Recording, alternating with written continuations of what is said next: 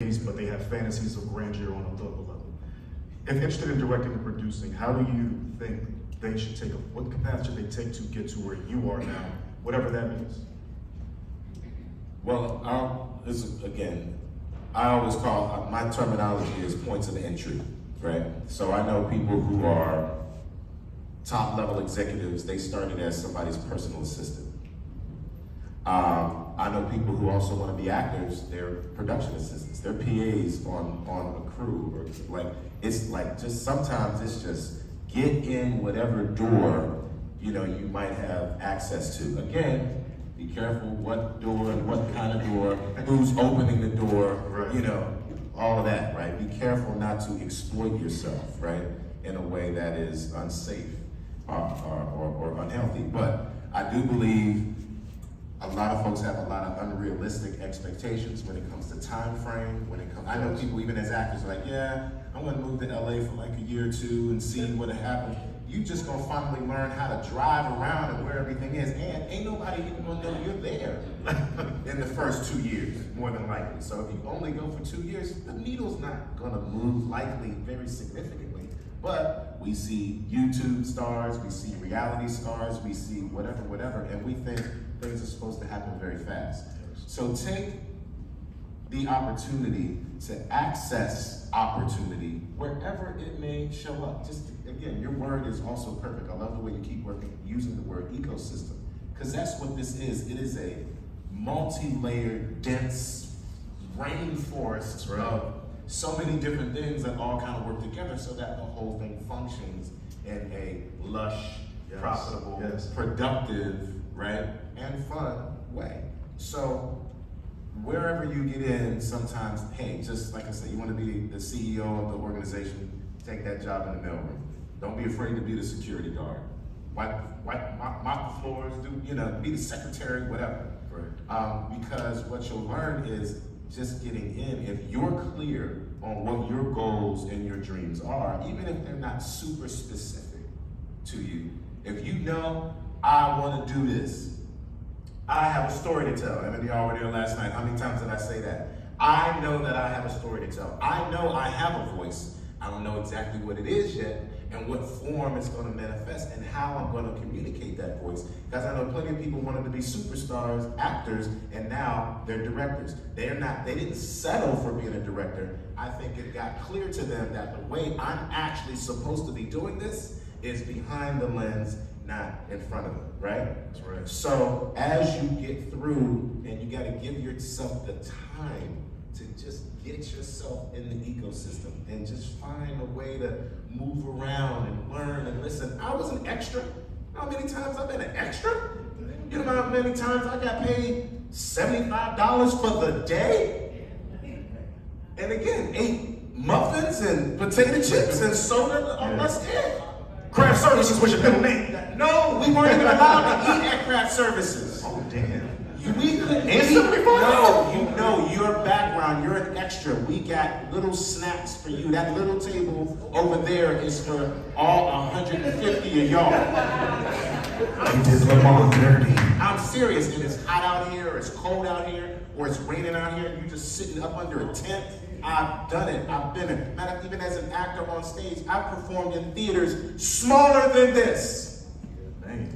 After having a master's degree, after being a series regular on it doesn't matter. So you gotta even as you move through over time, you can't be above anything. That's right. Like even now, I haven't directed as much television or film as most of my peers. So guess what? At some point, I might have to just shadow one or the two of them. So I'm back to being a PA.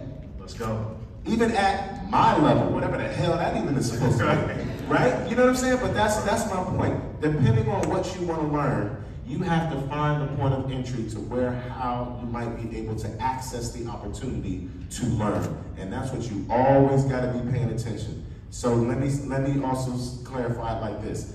Take advantage of an opportunity for what you will learn, not what you will earn. Woo! Come on, clap it up, clap it up. Eventually, what you're going to be paid for, like I said last night, one of those major things is your imagination, which is what? Your ideas, your voice, your vision, your interpretation of something. When y'all see me work as an actor, you're seeing my interpretation of that character, my interpretation of that family, of that script, of that circumstance, yada, yada, yada. Another actor might come in and do something very, very different, because that's the power of the actor. That's what we bring, our individual thing to it, right? But you gotta just you gotta get in here and say, hey, I wanna do this, I wanna learn, I'm gonna take advantage of moving around however many ways and places that I might, right? Learn as many different departments, learn how this whole thing actually functions, because regardless of where you might land eventually, it's gonna take some time, y'all, trust me. You might finally get somewhere and you'll be like, I think this is what I wanna do. All that other stuff wasn't a waste of time. That's right. That's all the other experience and insight and access and relationship building that you needed in order to do what you might finally decide, this is it. This is my area, right? Yeah. Like, you put the DC on that. Go ahead, come on, land. When you land there, trust me, all that other insight, right, will be valuable. I'm talking about football. One, I can tell you as an athlete, some of the best coaches are the guys who never played, but they were the bench warmers. They were the walk-ons. They were the equipment managers. Like they started kind of from the bottom, serving the athletes. Yeah, Mike McDonald's killing it right now. The with the Dolphins. They were serving the athletes. Facts. Okay, now they're leading them. That's right. All right. Some of the other best coaches, they were actually players themselves. Yes. Most of them not very good, or it just didn't work out. They got injured, or whatever. But when you're a player, having a coach that was also a player. Yes. And sometimes they might even be your peers. That's right. You might end up being the coach and you're like, yo, I grew up with this dude. I played with him in high school or college, but you moved through the leadership ranks, a little faster. And now, right? But there can be a dynamic there. So my point is relationship dynamics are so important. That's what you all should be focusing on. So access to opportunity, whatever the point of entry may be, right? Cultivating your ideas, paying attention to what's going on around you so you can learn how to move through the ecosystem as other opportunity presents itself. The patience and understanding that all of this takes time. It is not going to happen overnight, and there is no set number of years that it's going to take for things to start moving for you the way you might want them to. And while you're doing all that, developing relationships is going to be key. And then lastly, I'll say, developing who you are. Because all of this is about the mixture and management of personalities, of work skills, of social skills, of coping skills, right? There are people who are going to be very brilliant people that you're going to come across, and they're highly unprofessional. Or they're very brilliant, but they've got substance abuse issues. Right. Or, whatever, all that kind of stuff. So who you are as a person, how you manage your own personal life, has a lot to do with how you're going to navigate this professional space as well. So really make sure you're focusing on your own personal wellness, your healing, your mental health, how you eat, keeping these drugs and alcohol and all this other foolishness out of your system. That's right. And managing your expectations so that you're hustling and working hard without expecting that everything's just always going to be a rosy day. This is a grind, but it's absolutely worth it. Yeah, and it's a personal journey, so please understand journey, not destination, is what you should take away from that ecosystem. Get into the tundra, the flora, the fauna, get into all of that. You know what I'm talking about, y'all took science class. Can I last piggyback Please, on Peggy, that? come on, drop a jewel, baby. Hold on now. We're not going to skip over the fact that he said tundra. I said tundra! And fauna. Then he just. I said flora too, don't give me my Yeah, and I was getting there. Okay. Peggy Williams. Yeah, so I just want to piggyback. When I first started, it was just an idea, right? So I was like, okay, I want to do this.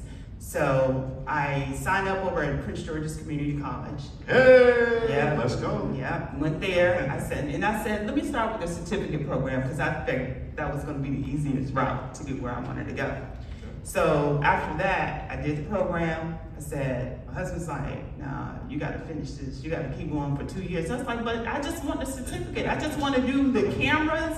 I want to learn how to write, and that's it. And so, as mentioned, you look at that, and you're like, well, do I want to go for 4 years? I don't want to go to school anymore. But I saw the need of learning more. So you have to put your passion, but you have to be educated too. And I've learned a lot on many sets. I've learned a lot from this man here, and I continue to grow. And so with that, having the opportunity to even launch up my own streaming platform. And I said, because I don't want anybody to tell me no. I said, because I can do it myself. And I want to look at every one of you guys and tell you, you can do it. It's possible. I'm 56. 56. And I went back to school. Oh, Becky? I know. It's the bread. She lying. She lying. She lying. She dirty. It's all good to be 21 again.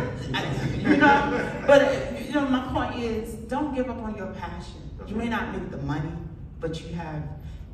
Anytime you do a film, is what you have. I'm about legacy. I'm about leaving legacy. You know, it may not happen today, it may not happen tomorrow, but it will happen. And just believe in yourself. Absolutely. Harold Jackson, the biggest learning mistake that changed the way you produce or direct, what was that? I think it's important. Lamont was touching on it, and you were talking about being a yogi. What would you call it? Tundra. Tundra. Yeah. I think it's important to align yourself with like-minded people. Absolutely. People that understand where you're going and want to go there with you. A lot of times you can, especially when the success or perceived success starts coming, so do the people, right? And not everyone is on the same page as you. So you really have to, keep yourself as clean as possible, whether that be spiritually, morally, whatever the case may be, and then align yourself with the right people. Because the truth is, you can get derailed easily. It's a very fickle business. You can hit a home run on this movie, the next movie, the people are like, nah, we're not doing that, right? And now you got to do another movie just to get back on track. So it's very important that you surround yourself with a team of people that understand the vision. Everyone's on the same page. Everyone has the same goals, and then respect those people too, and try to make sure you take care of them as best you can, because you're gonna need them tomorrow, right? Even if you're still the top dog, you can't. As much as I wear 50 hats, I just can't do it on my own. I just can't do it. So it's really important that I build that team and use the people in a positive way to their fullest potential, and give everybody an opportunity to shine.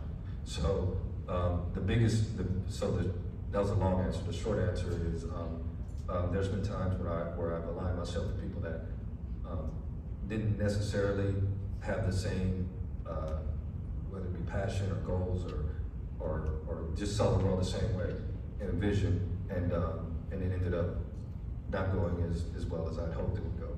So, and now you got to deal with that. Now every moment you're dealing with that is a moment you can't create, right? You can only do so much, right? You only have so much mental, creative energy. So really try to hone your team down and build where you are.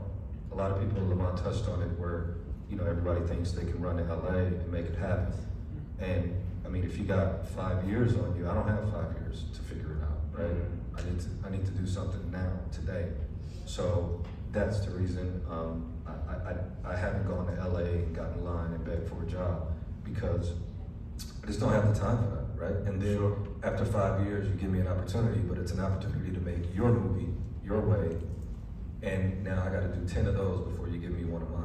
Right? Absolutely. So that's, some people, and keep in mind, I'm a creator that writes and produces, so I want to tell my stories, right? Some people, I have friends that moved to LA and they make a really good living just directing TV shows and, making stuff that goes on the air, and they're completely and totally happy with that. And that is okay as well, right? So, again, I feel like remnant, but just align yourself with people that understand where you're going and want to go there with you. Absolutely. It sounds like spirituality is the underlying foundation and bed of what they're talking about. So get your chakras right, man. Don't be afraid. Don't be afraid of the incense. How many of them you got in your pocket? We got tantra, chakra.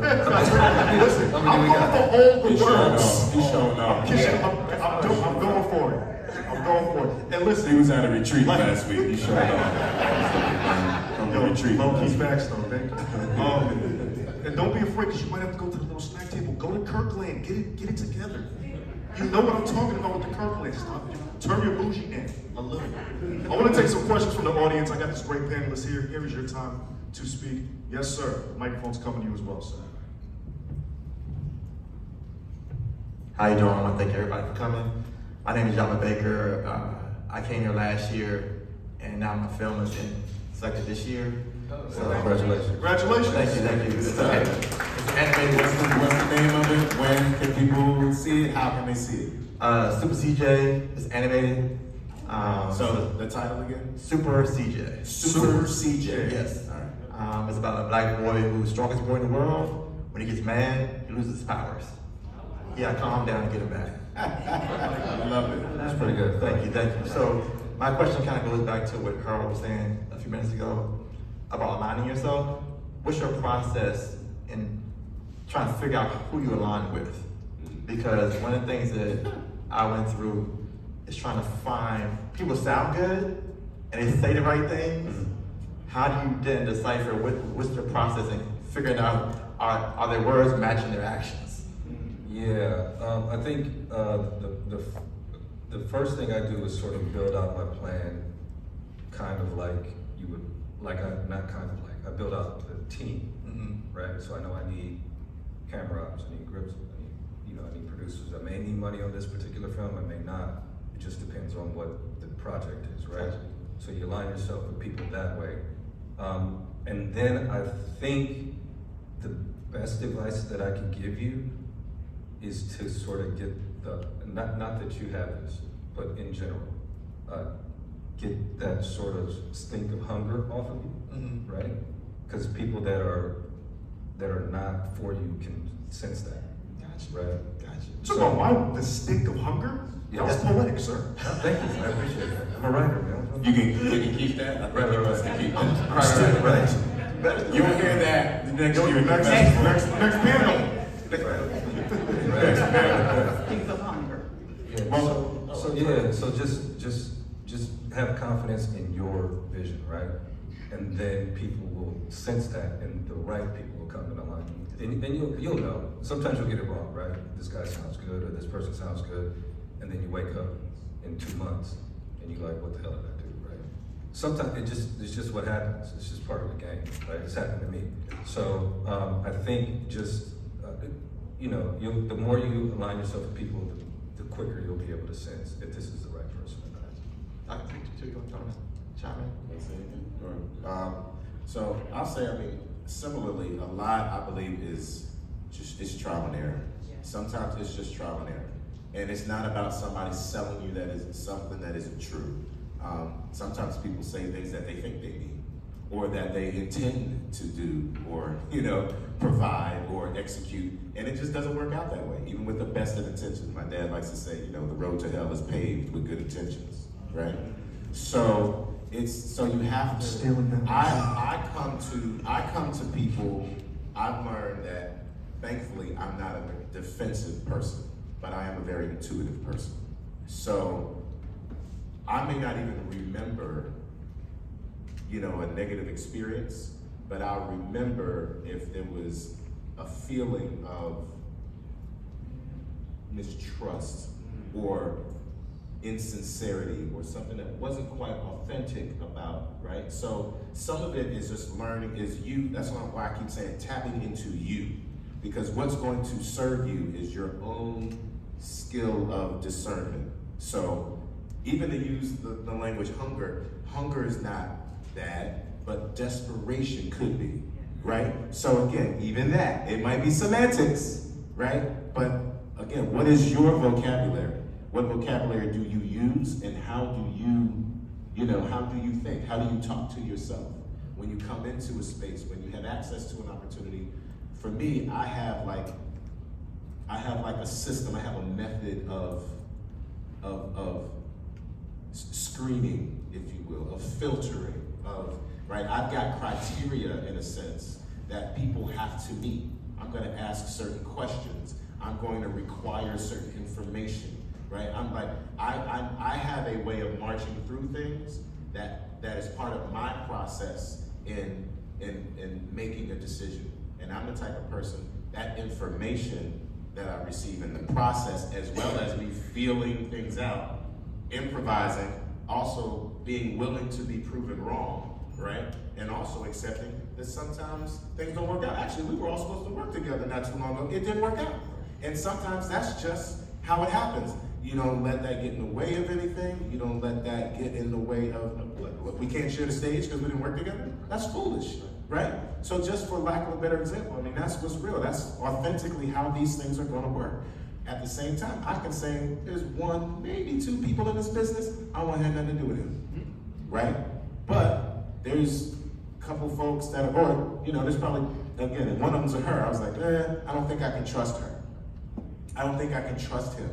Not just because of a feeling, either because of not just one experience, but a pattern of behavior. Now I know, no, consistently you continue to do that, and not only is that coming from my own experience, did that just get confirmed by certain other people who have had a very, okay, yeah, maybe no matter what the consequence, I'm going to stay away from there. I can still do what needs to be done without integrating certain things, certain energies. But every production is different. I mean, every production you're gonna do is a new company. It's a new business. You are starting a new company every single time, new staff, it's completely new dynamics. It's like, it's nuts. So standardizing your processes, right, of management, of leadership, of discernment is key, but also understanding that the people change, environments change, circumstances change, as we see the landscape and the industry changes and evolves, and you know, and you'll change. So you always have to be open and just, I think last night, Leslie that was with me said, malleable, I think was the word, like she really likes. It's just like, not necessarily always formed by what's happening, but definitely understanding, hey man, sometimes you gotta just go with the flow. You're gonna take your lumps, so go ahead and take them lumps upside your head, but know how to continue to moving forward even when you get, you know, even when you get smacked up. And just keep it moving and you'll be fine. And that's all part of the process. You're not gonna do everything perfectly. It's like parenting, it's leadership. You know, you're gonna screw some things up. People aren't gonna like you necessarily. And you have to accept the fact that, hey, you know, some people might be mumbling behind your back, you know, and there's other folks that are gonna be like, oh my God, that was one of the best experiences of my life.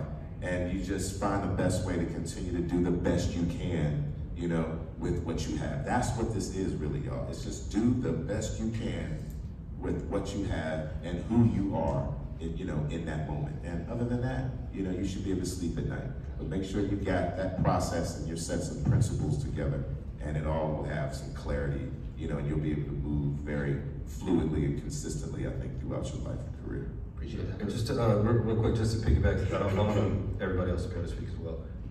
To Lamont's point, you will almost never be blindsided, right? When it happens, when it goes wrong, if it goes wrong, you're gonna, I knew that was gonna happen. You know, you saw the signs, but you went anyway, right? So learn to trust yourself. Right, absolutely. And a lot of times for me, I accept everyone until you prove me wrong. Yeah, that's You know, yeah. if I love you, right? Big mistake. I'm serious. I mean, you can't tell by a person just off the cuff. I mean, you can get a feel, but until you do something that is directed toward me, then it's like, oh, I see you. I peep your game. And that's how I navigate. But it's about the synergy. It's synergy. One of my favorite words is synergy, right? I mean, again, I use athletics a lot as well. How many times have you seen an organization change players, or they trade somebody? Like, how'd they trade her, or why they let him go? He's so good. Yeah, he might be. And then what? They got who and who? Like, who is that? But what's happening is, well, you know, obviously from a business standpoint, sometimes it's about moving assets around. The whole financial and business component of that is one thing. But what it also is that, you know what? I gotta find the right combination of people that it's not about judgment. It's not about good, bad, this person don't work for me, and you know, all that added, like coming about that with that attitude. No, it's just like, okay, I might actually need her, him, her, and him as opposed to him.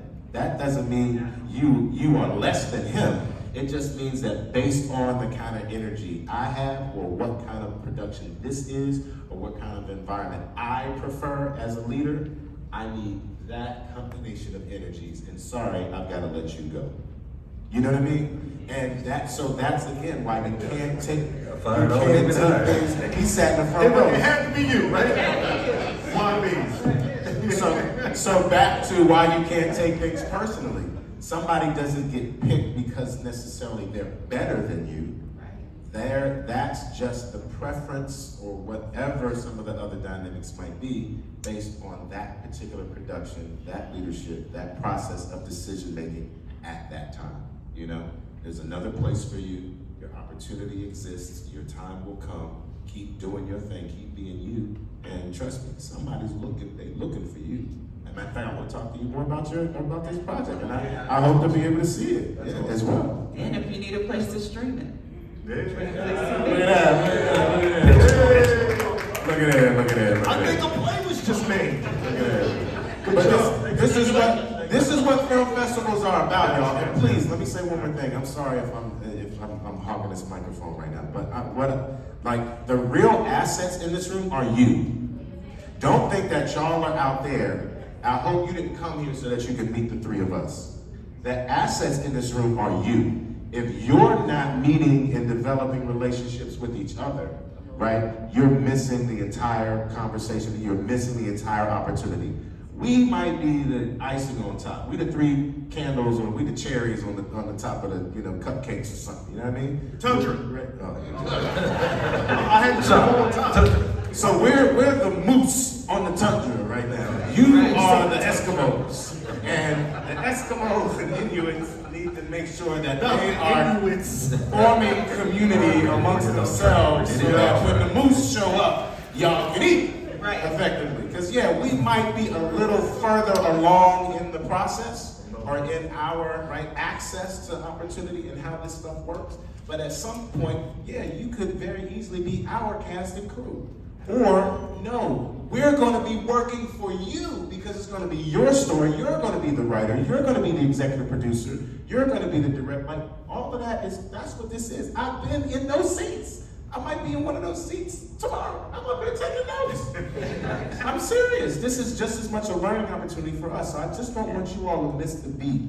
We're here to give you what we can, and I don't like daises and stages for kind of just this reason. It's not that we don't deserve to be elevated, but you all also need to understand that this elevation is for you. You're elevated here too, and the elevation is all right there. Your relationships are with each other. The stuff that y'all want to get made, I bet you if you paid attention and asked the right enough questions, most of probably what you need is right here in this room. That's a fact. Do each other's projects, because at some point you're going to be the peers that are sitting next to each other somewhere like this, and you'll be like, oh yeah, when did we meet?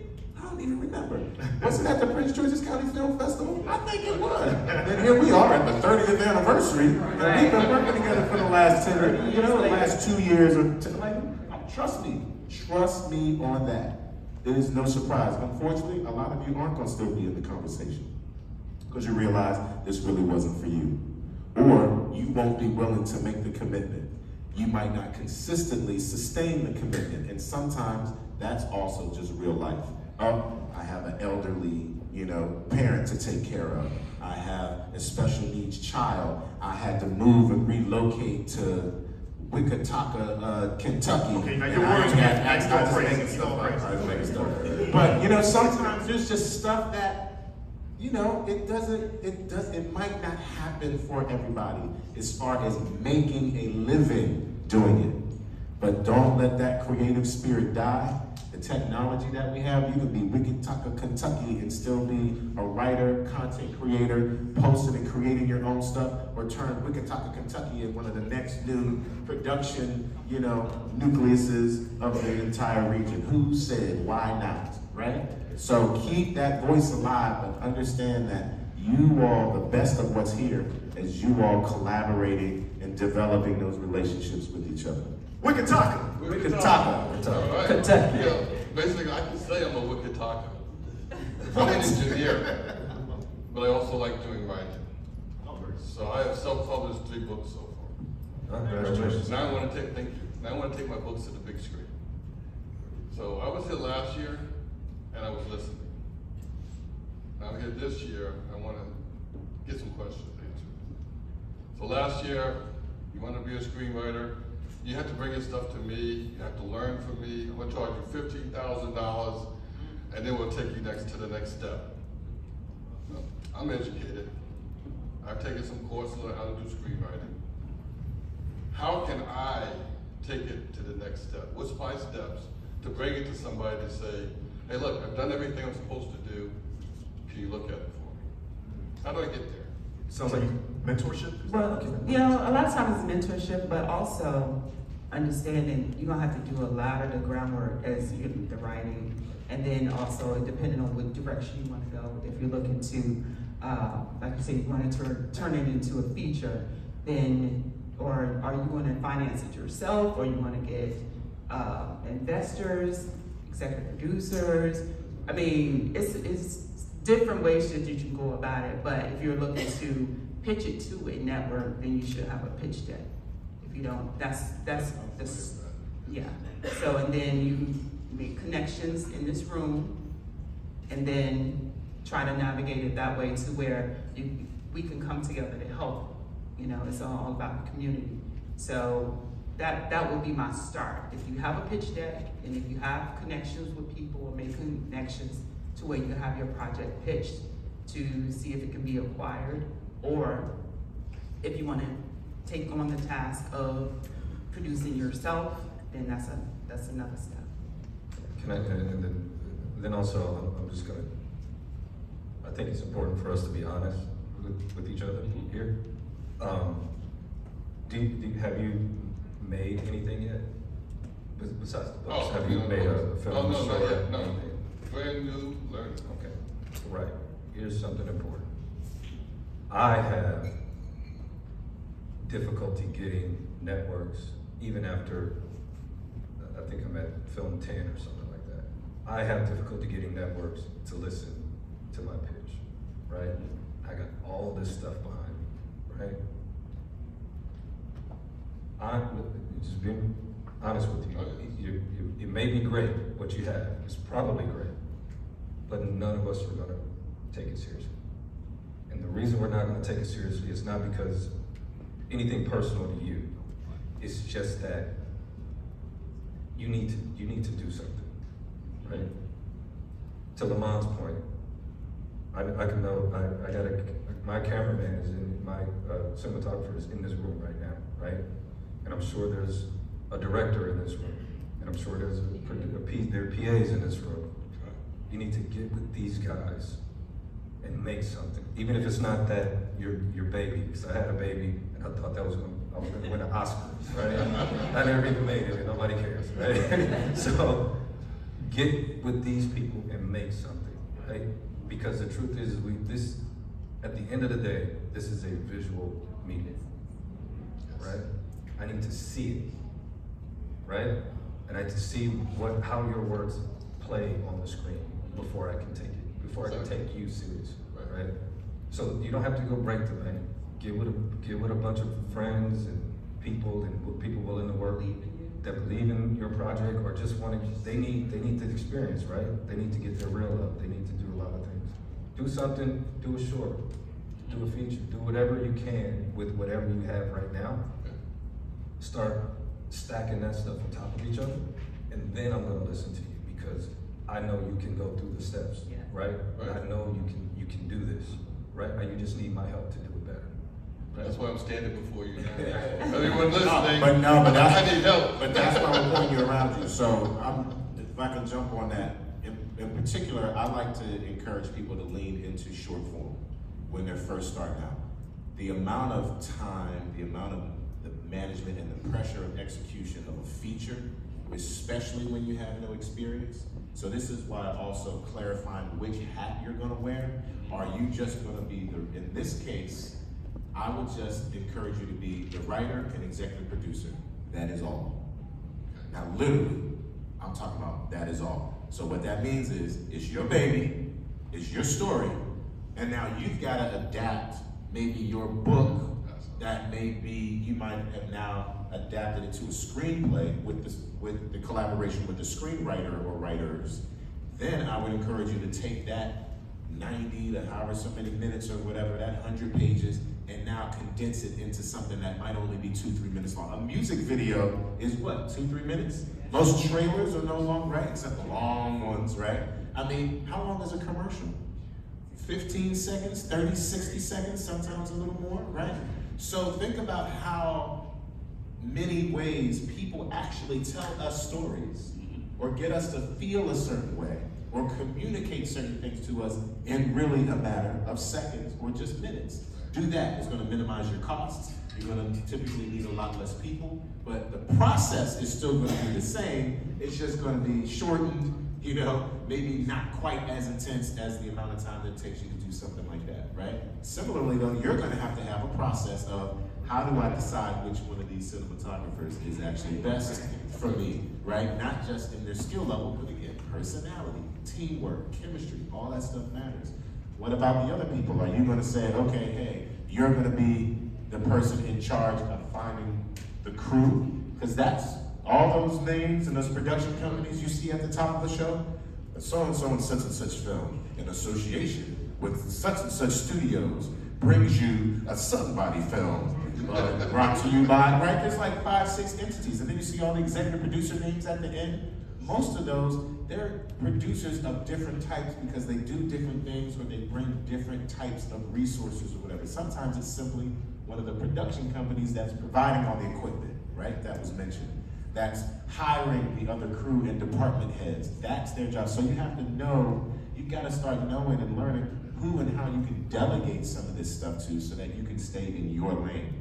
You might still have some oversight, you might still have some creative input, people might come to you, you know, you might have some say in who the director actually is, which isn't you, and it's gonna have their interpretation of what you wrote, okay? So, like, even though it's small, don't run away from how dense all of this work is, because that's the process. You learn how to do it in small chunks, then you can start scaling yourself up and you can be saving money to do the big thing. I also tell people, whatever your job is, and until you can do this as a way to make a living, your first investor is your current employer, okay? So right now, have a plan, learn something about budgets, or find somebody in here who's good with money or budgets, or who does your taxes, or who is one of who do you know who's in is in finance, or finance, who's a financial advisor, or who do you bank with? Like, there's ways to use the people you already know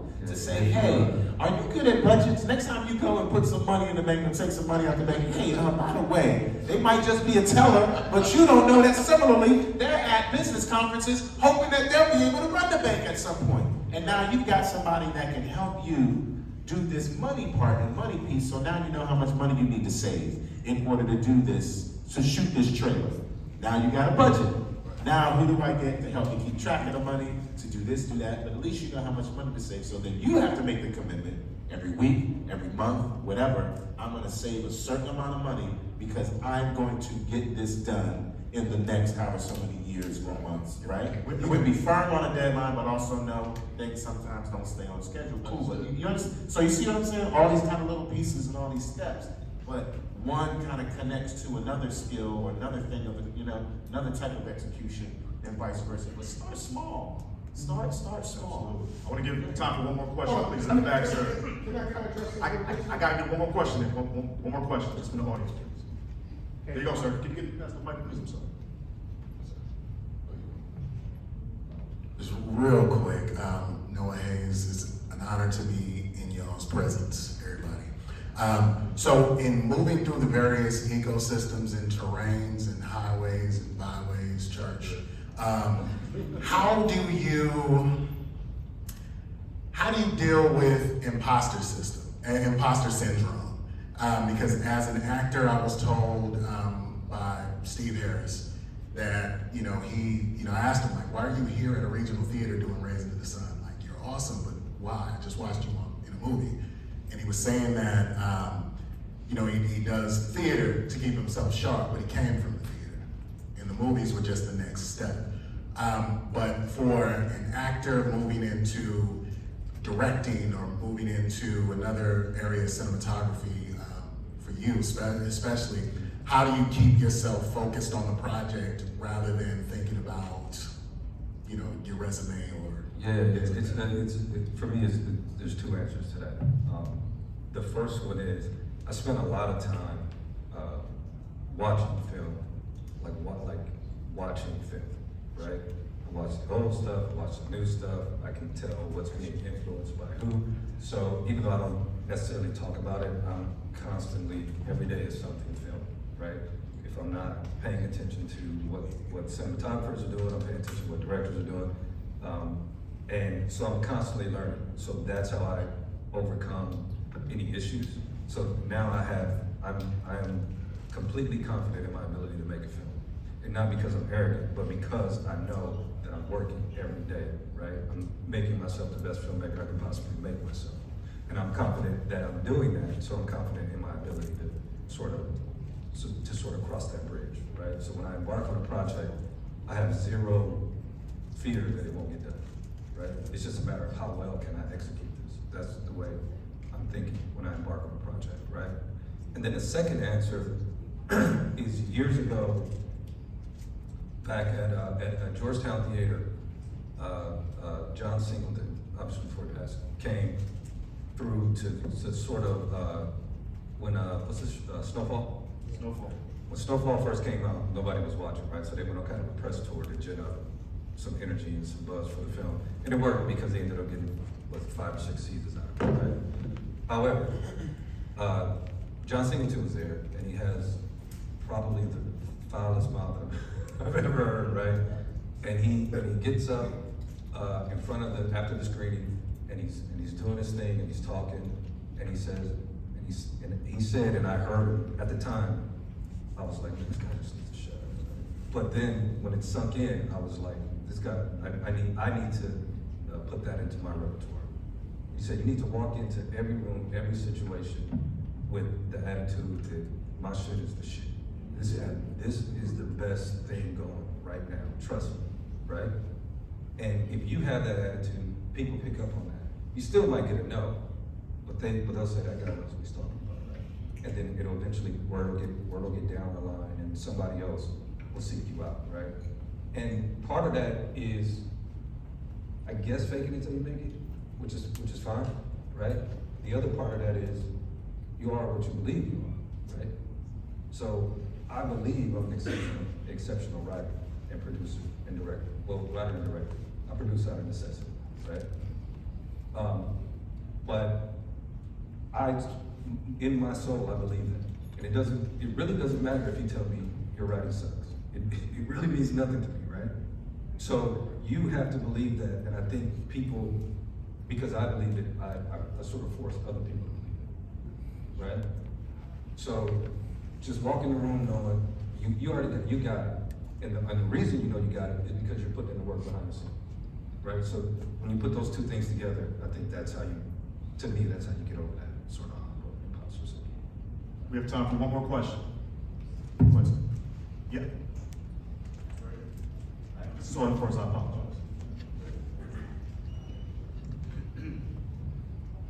First of all, I want to thank you all for being here and sharing this knowledge that you have with us. I am a 23-year-old actor and screenwriter, and the one thing I want to know from you all is, as Black creators, how have you all dealt with adversity in your careers, and what is something that you all wish you could have told yourself in your younger years?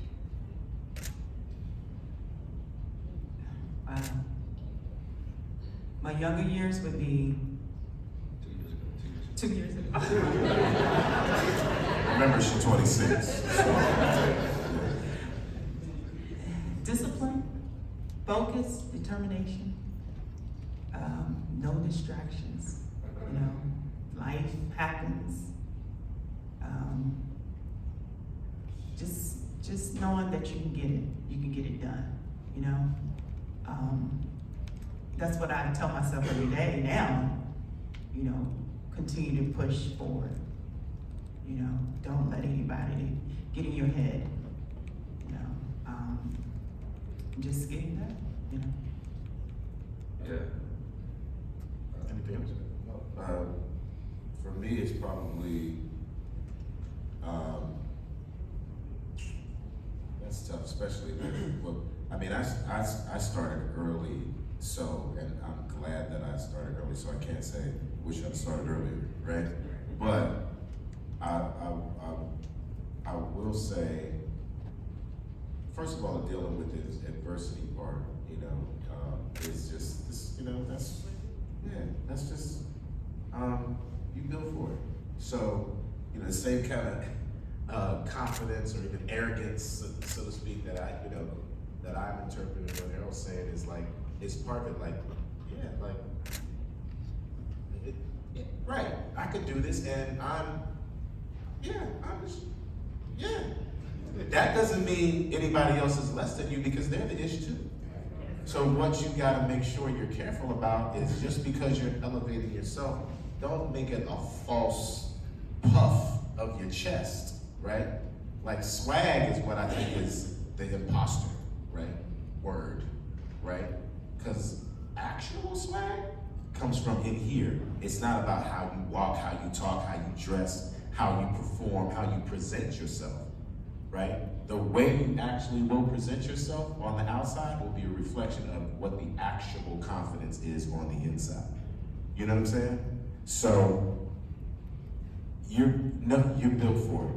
So give yourself the time to prove that to yourself, right? So don't run from adversity.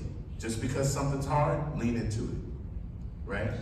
Because what you're going to be doing is building up your capacity to manage adversity. And if you learn how to do that, and she used a very powerful word, I'll tell you honestly, as not only as a male and as a young man, but also as a young black man, that level of discipline and self-control and self-love is going to govern everything you do. If you master those three things, that self-mastery, nobody and nothing can shake you. All right? Nothing can shake you. It doesn't matter what anybody says. It doesn't matter what anybody does. Nothing can shake you. It's all right? That little light of yours, all these little things we sing when we're little, right? It's that, if you really focus on that, nothing can shake you. And you'll be able to work in a way that's insulated, but not isolated. Okay? So you gotta learn how to protect this, but not be so harsh and hardened that you can't listen, you can't receive, God can't talk to you, and all that. But the real work is right there. So all the other stuff that comes at you, bullets bounce off me, right? But sometimes I still get scratched. Sometimes I might still get stabbed or poked, but bullets bounce off me, right? Water, I absorb. Sun, I absorb. BS trickles down my shoulder. You know what I'm saying? So you gotta know what you're made of, right? To know how you're gonna walk and believing that, yeah, when I walk in here, when I go in an audition, it's my room, right? There's a part of me that's like, this is my room, you're at my mercy, right? There's that southeast room in there, right? And there's of course, but there's just as much a part of me that's like, hi, feature partners. How y'all doing? You know? Seriously, I walk into a room and I'm introducing myself, shaking hands, right? I do that even in auditions where most people are like, okay, how you doing? Shoot, what are my lines? And you know, but this is how I act. This is how I was when I was applying to colleges and meeting with, right, department chairs and heads, or this is what I'm like in job interviews. I don't go in there like, hi, I hope you hire me, there's my resume.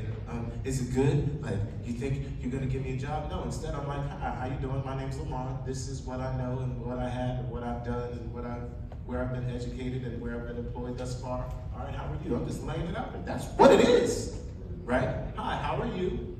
Do you mind giving me the same information about you? Tell me more about you. All right, now tell me about I'm interviewing them. Yeah, I want this job, but you tell me why I should work here. You sell this company to me, because this is a partnership. You know what I'm saying? So how you walk through this stuff is a big part of it. You stand up straight, my man, always. All right? That doesn't mean put your nose in the air, but it damn sure means keep your chin up. All right? Put your shoulders back, take a deep breath, relax, be grounded, smile, right? Exactly. That beautiful, handsome smile, brother, that's an asset. Don't exploit it. Right? But that beauty and charm, it has a purpose. The reason why you build like that, you look like that, that's an asset for you. So yeah, when you come in that room, light that room up with that smile. But just be you. Don't try to be the other dude that was in there before you, because he ain't you, and you ain't him. Don't worry about who else's name is on that signing list. You can't do what he do. And guess what? He ain't you. So guess what? Your competitive advantage, no matter what, will always be that there is only one you. And be that, master that, you'd be surprised. There's gonna be stuff, it's gonna just start trickling, and you're gonna be drenched in access and opportunity. You're also going, it's coming for you, just the same, right? So again, develop the skills that it's gonna take to be able to manage the lumps and licks, that you're gonna take. Ladies and gentlemen, your first panel, the fundamentals of directing and producing. Give it up for these folks. Dr. Lamar Butler, this is how it started the day. Give it up for these great folks, and thank you so much. You've just been blessed from the tundra of Bukaki.